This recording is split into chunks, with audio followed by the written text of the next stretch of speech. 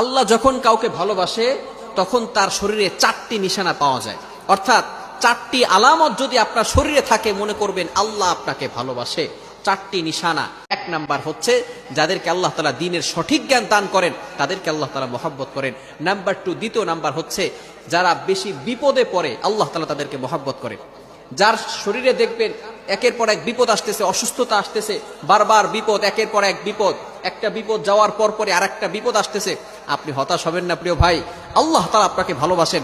এই কোটি কোটি মানুষের ভিতরে আল্লাহ তাআলা আপনার প্রতি ফোকাস করেছেন, আল্লাহ তাআলা আপনাকে ভালোবেসেছেন বিধায় আল্লাহ পাক রব্বুল আলামিন আপনাকে বিপদ দিয়েছেন। মনে রাখবেন নবীদেরকে আল্লাহ তাআলা বিপদ দিয়েছেন।